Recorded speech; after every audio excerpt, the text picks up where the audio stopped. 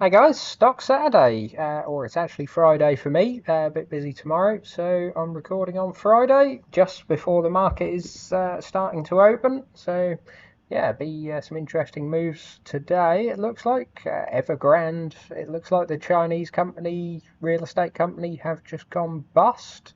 So, yeah, we're expecting sort of some reasonable moves from that. But yeah, let's have a look at a few bits and pieces. So a quick look at Glencore. I think people sort of maybe got a little bit too hopeful that the sort of one-off profit from last year was going to continue.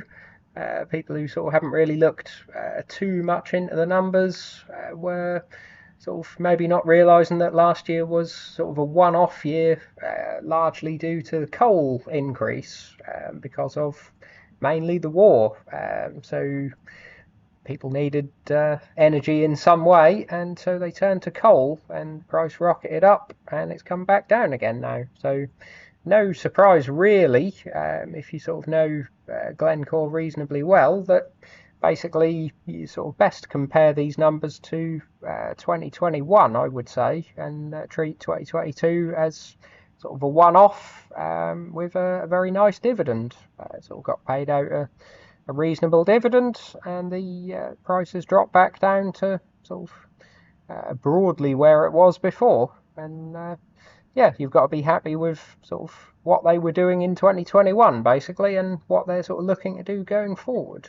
So just looking at their numbers, you got marketing activities, which is always sort of low margin but high revenue, and industrial activities, which is the mining side. EBIT, prefer EBIT to EBITDA because obviously they do have a lot of depreciation. So yeah, the energy side is still rather large. Metals sort of doing okay, but both compared to last year, obviously people are showing the headline 60% down on EBIT, 50% drop in EBITDA.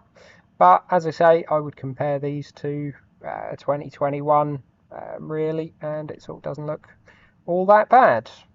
Obviously, I wish they would be moving away from coal a little bit more than they are, which is a shame. But it's bringing in the money, I guess, for now, and they can sort of use that money to push forward their transition metals, as they call it. So I won't go into the sort of marketing side too much, but the industrial side, as they give you this sort of nice breakdown per commodity, and yeah, it's not sort of terribly profitable at current prices. You see copper for the first 6 months of the year, 9 billion in revenue in dollars, and sort of 1.1 billion in adjusted EBIT. So it's not sort of particularly profitable on a sort of proper net profit basis. Zinc is even worse, 5.7 billion and 90 million in adjusted EBIT. Nickel is actually unprofitable at these levels, negative 200 million in EBIT, so that needs a push up. And yeah, then the sort of smaller side, ferroalloys, is not too bad actually. And then obviously you've got the coal side, which, as I say, is still sort of, despite the lower prices than last year, still kind of raking it in. You've got sort of coking Australia and thermal coal Australia doing really well.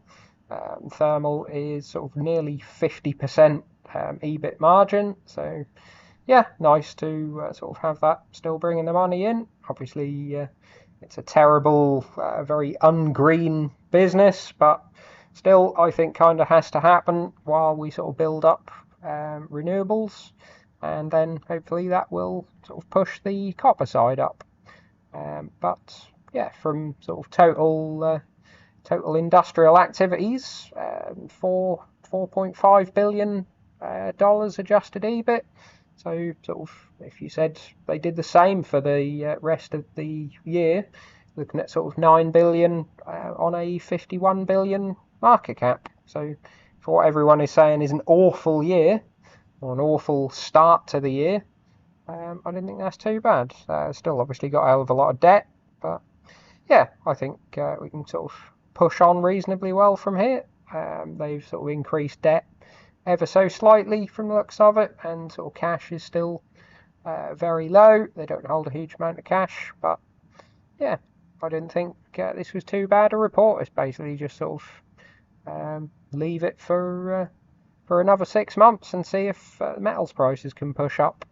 Obviously, we've got a lot of issues with China at the moment, so demand from them is sort of what does drive a lot of the copper, zinc and nickel, or nickel at least, I guess is partly down to the EV side. We need that to sort of ramp up and be using nickel-based batteries. It's used for a lot of other stuff as well, sort of stainless steel, and yeah, zinc is sort of used for all sorts. So yeah, it just needs prices to sort of come back again. But I do think long term their mix is pretty good if they can sort of wean off coal demand and sort of be pushing this into copper expansion. As you can see, sort of 350 million in expansion capex for the copper side, and sort of a fair bit in nickel, not a huge amount in zinc, and obviously none in coal. So yeah, that's sort of a nice mix, I think. Just moving over to Tritex, so they're sort of not looking all that bad, still getting hurt by the high rates. Price has been coming down, but operating profit is up. Adjusted earnings per share up 5% on last year. This is their sort of rough equivalent of funds from operations. Not really exactly how we'd like to see it, but that's sort of the best they give you. Dividend up £4.5, so not too bad. The payout ratio sort of stayed about the same. Portfolio value, interestingly, since Christmas has stayed about the same. I kind of would have expected that to sort of come down a bit, and loan to value has come down a little bit, so that's rather good. 30% is sort of a bit more of a healthy level. They're not really expanding too much from the looks of it. They've still got basically the same 51 customers, and yeah, portfolio vacancy at 1.9%. This is sort of mentioned elsewhere at about 3.4%. So seems I couldn't quite see what the difference of those were. They were both saying that is the current period portfolio vacancy, but both numbers are sort of not a disaster really. There's lots of other types of office REITs and that sort of thing at 10%. So yeah, even if it is 3.4, that's not horrendous. Customers 14.5% still Amazon, which is rather a lot, but I guess that's one of the best customers to have. Morrison's, Tesco's, that sort of thing, Ocado, Marks and Spencer's, all your sort of supermarkets, pretty stable, pretty good customers to have. Iron Mountain data centers, not too bad, and all sort of storage of, I'm not sure whether that is storage of physical documents or data. They sort of have both. Howden's, pretty good. We're a customer actually of Howden's Kitchens. B&Q and sort of Co-op and Argos, sort of various other stores. So yeah, interesting mix for the UK, and sort of not people that are, I would have thought, suddenly going to want to get rid of their units. So not bad. Weighted average lease 12 years, so pretty good. Borrowings isn't too bad as well. The sort of bonds, they've got first bonds due 2026, so I would kind of expect rates to be sort of reasonably well down from what they are by then, so that's not too bad. That's sort of 250 million, and then 250 in 2028, 2030, and that sort of thing, so that's a way off. And a little bit of bank borrowing, some sort of due end of next year. They haven't drawn sort of anywhere near what they've got available, so that's a lot less than the loan notes issued. So yeah, debt doesn't seem a huge issue. So balance sheet wise, you've had most of the sort of damage was done in the last half yearly report. I sort of mentioned it was down from 5.8 billion to 4.8 billion. It's now at 4.7 billion, so there's not a huge amount happened in the last sort of 6 months. Cash is up slightly, but that sort of is dwarfed by the debt side, fairly usual for REITs. Bank borrowings up just over 100 million. Loan notes stayed basically the same, and that's on last year. The bank borrowings actually down from Christmas, so that's pretty good. Cash was ever so slightly down since Christmas.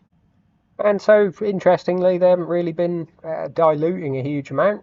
Sort of, you see, a year ago, it was sort of still 1.8684 million, went up to zero point 0.6 and has now gone up to 0.8.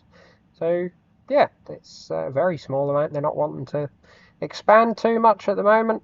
I think this is just a sort of put it on the sidelines and leave it be, basically. So one that Lonnie on the Discord asked me to have a look at.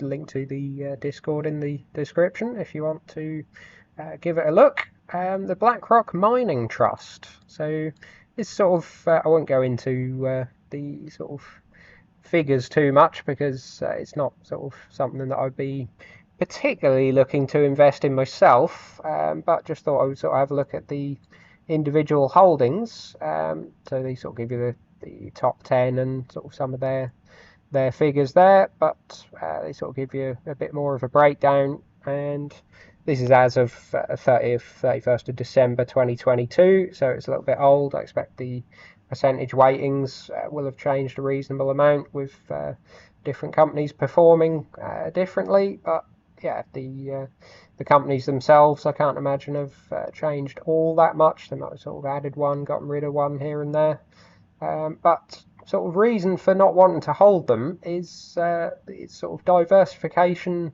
in a way that I don't really want diversification. So my sort of thoughts is, if you like, say, Glencore, for example, or let's pick Rio Tinto because they're a sort of heavy iron ore company. If you wanted, say, diversification into iron ore, you would have sort of, 5 or 10 different iron ore miners, and that sort of gives you diversification against sort of one particular mine having issues, permitting issue or a sort of major accident or something like Vale have had, while still being basically tied to the iron ore price. So they'd be sort of a leveraged bet on the iron ore price without sort of that risk. Obviously, you'd have less upside if one particular miner sort of does really well, makes a big acquisition, or lowers cost, or is able to sort of mine a huge amount more. You'd basically just be tied to the price of that commodity. Whereas this sort of thing is, diversifying by having lots and lots of different types of miner and types of metal. So it's sort of almost like a total commodities ETF, at least on the metal side, because this is sort of basically all mining. It doesn't sort of get into oil and agriculture and that sort of thing. It's a metals ETF, but I still think you can get, various sectors sort of outperforming while the others sort of aren't doing so well. So you take copper and gold, for example. They've got 22% in copper miners, 13% in gold miners, and I would always see these as almost sort of diametrically opposed to each other. Copper is sort of largely a bet on the economy in general and sort of construction activity, economic activity, and that sort of thing. So you'd sort of expect it to do well in a bustling economy, where then you wouldn't expect gold to be doing all that well. Gold sort of more of a defensive, hedge against market drops and sort of risk, and people wanting to sort of evade all of that. So yeah, I just don't see I quite like having these in sort of separate buckets, if you like. So then if the gold does well, if you sort of hold a few gold miners and they do well, you can sort of take profit on them and maybe put that into copper miners. Whereas this, if the gold does well and the copper does badly, then the ETF is low, or trust is largely going to stay flat in price. So you can't really then do anything with it. And then, sort of the economy improves, copper maybe comes back up, and gold sort of subsides, and the trust is still going to be the same price. It may not pay out sort of exactly like that, but that's sort of my concern with sort of holding an ETF like this. There's very little opportunity to sort of take profit and put it into things that are cheaper, since you hold the entire lot of them basically. Where, as I say, if you have them as separate holdings, you can sort of have them as sort of equal weighted, and then sort of if one goes up, you can take profit and sort of lower your stake while that section is high. Where, obviously with this, if one section is doing good, you can only sort of sell the whole thing, and or sell a portion of your holding. But that's not really taking profit, because that means you'd be selling the copper, for example, or the iron ore side while it's down. So yeah, that's my sort of my thoughts in general. So sort of some comments on the individual holdings that I'm aware of. We've sort of been discussing Anglo-American quite a bit in the Discord. They're sort of a similar thought for me as this whole ETF, really. They sort of do platinum group metals, which I'm in on Sylvania Platinum for, but then they sort of have a stake in a diamond company from the looks of it, and they sort of do a bit of copper and a bit of this and a bit of that, and it's sort of a lot of metals that are, again, opposed to each other. So for them to sort of really do well, you need all of them performing at once. So, as I say, like with the ETF, the thought of copper and gold and say iron ore all going up at the same time seems sort of quite unlikely. So yeah, not really been sort of all that keen on Anglo-American. That's 5% of the fund, including some call options. So as I say, BHP just sort of feel a little bit too large for me, a bit of a mental block. Tech Resources looking to get bought by Glencore, kind of hoping that doesn't happen. Copper, Freeport McMoran, not really a huge fan of. Again, they've actually got some put options, so they're sort of betting against the companies that you're actually investing in. It's only a small amount, sort of hedging, I guess, maybe. But again, my thesis on these two sort of sectors not being able to both do well at the same time. Freeport basically do copper and gold, which I just don't like. I did hold Freeport sort of on the basis that I like those two metals, but I just can't see them sort of doing well at the same time. So it wasn't a miner that I wanted to hold. I don't know a lot of these other sort of copper miners other than sort of Antofagasta. Whether some of these are sort of exploration companies or sort of juniors, they are sort of not really my thing. It's sort of an even more leveraged, gambly type bet on the price, really, since they're not actually selling anything, and sort of often have to issue new shares or take on debt and that sort of thing to fund their operations with zero revenue, or they're sort of hoping to sell themselves out to a bigger miner, which isn't really my sort of something I want to invest in. I kind of like my mining positions to be sort of a leveraged bet on the metal price itself, rather than sort of whether the actual mine will go ahead or whether it will be successful, which essentially is what exploration companies are. You're sort of betting on how well they're going to find the metal that they're searching for, and sort of if they have found it, then how well they'll be able to set up the mine and whether it will all get permitted and sort of get the go ahead. So that's not really my area. I'm looking at sort of demand of the metal itself. So yeah, I'm not really keen on the sort of exploration companies and juniors. On the gold side, they're sort of quite keen on the sort of mega caps, basically Franco-Nevada and Barrick and people like that, sort of massive gold miners with a sort of very low cost basis, and that sort of is not really where I want to sort of go with gold. That's more of a sort of protection, almost like holding physical gold yourself. I'm kind of betting on the gold price going up. So if you're sort of mining it like Barrick Gold, I think at $1,000, then if the gold price goes up, then instead of making $1,000 per ounce, you're making $1,200 per ounce, which isn't a huge increase really. Where sort of the ones I'm in are sort of $1,500, $1,600 cost basis, and if the price goes up from 2,000 to 2,200, that's a huge increase in profit.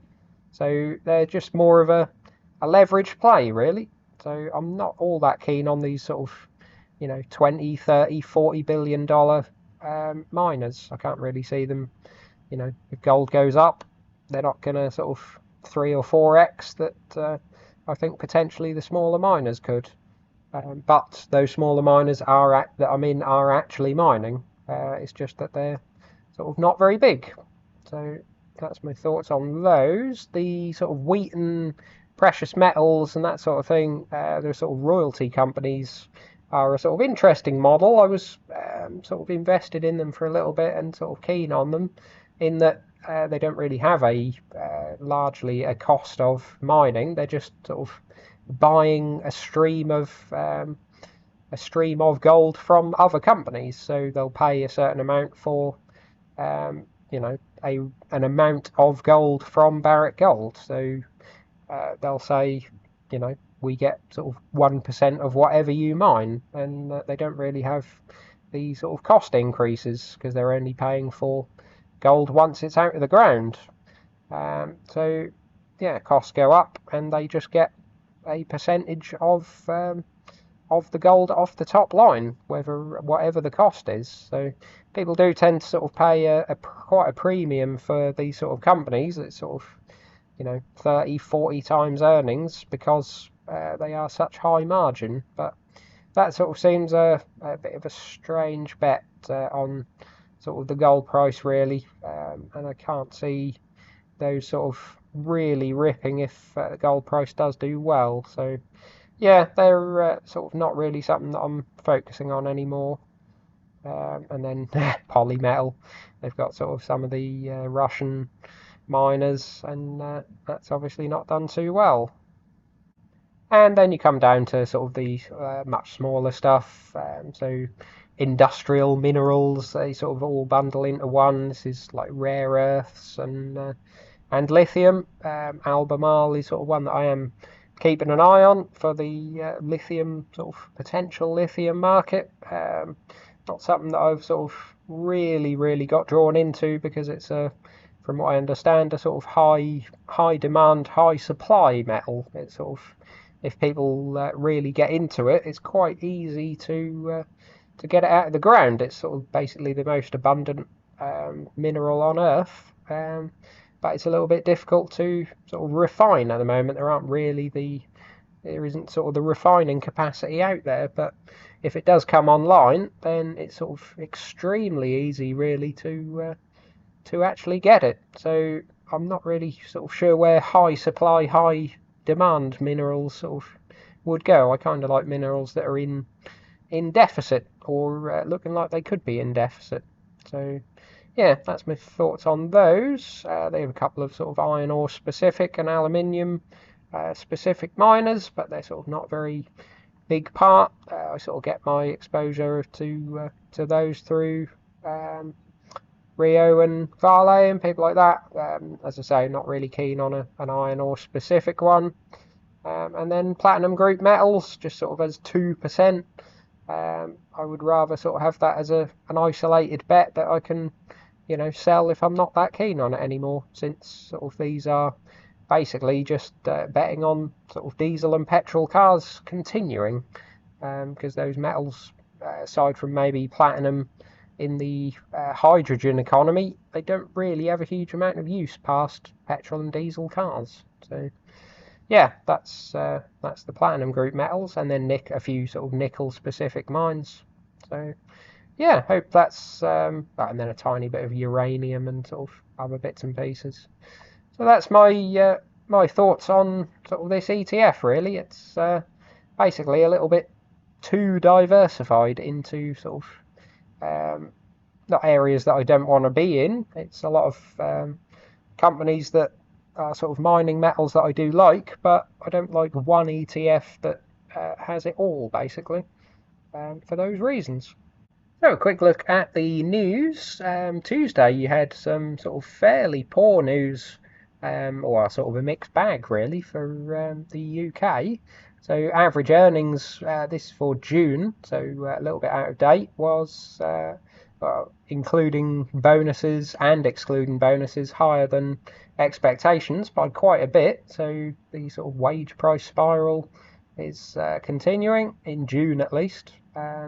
People sort of concerned this will lead to sticky sort of long-term inflation. People keep asking for pay rises, and then they get the pay rise and they spend money in the economy because they've got the pay rise, and then that causes inflation.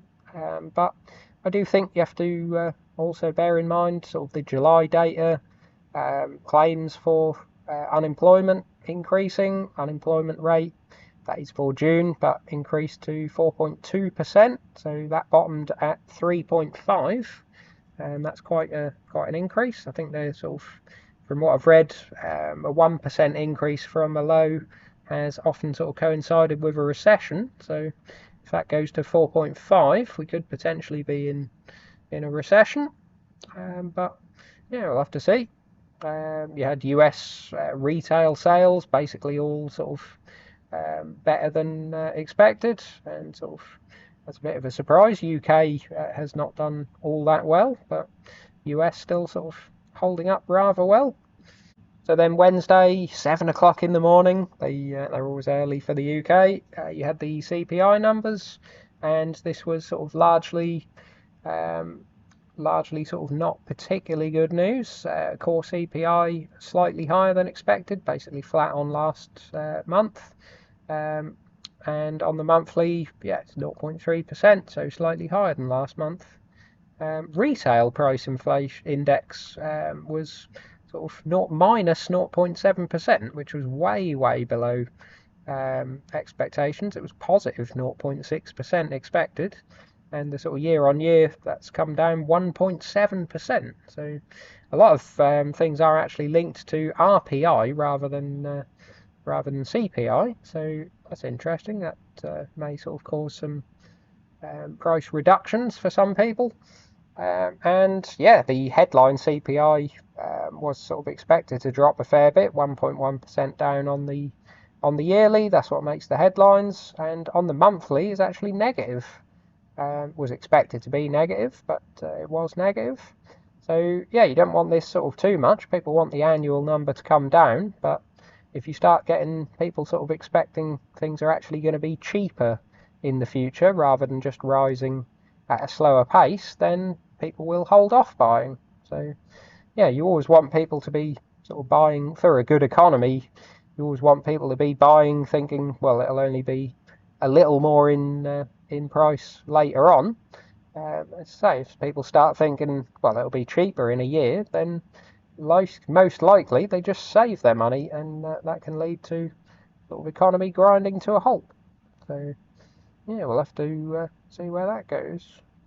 Housing numbers were sort of not really too different to expectations, and then Friday again 7 in the morning, you've had retail sales very poor. So the UK consumer is not doing well.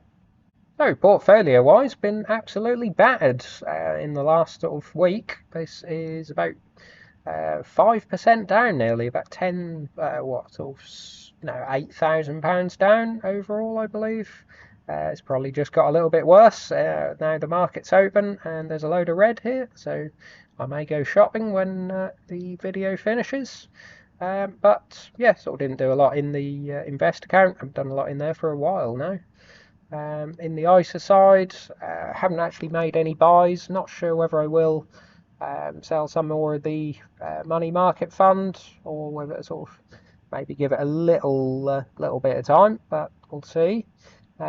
More sort of buying options at the moment on the gold and silver miners. The sort of REITs not moving a huge amount. IG trading sort of again not faring well. Clean spark down on the sort of quite large drop in crypto overnight. Whether that was to do with Evergrande, not really sure, but it did seem to sort of coincide. So that's not looking too good. Copper down, presumably because of Evergrande. And yeah, the Chinese tech obviously has sort of dropped a bit on that news as well. But I have been heavily buying the options, so I've now got 44 Kua mining options at sort of various expiry dates and prices. So that's quite a large holding now. Haven't bought any clean spark, that's just sort of coming down in price. Not something I'm looking to buy at the moment, they're still quite expensive.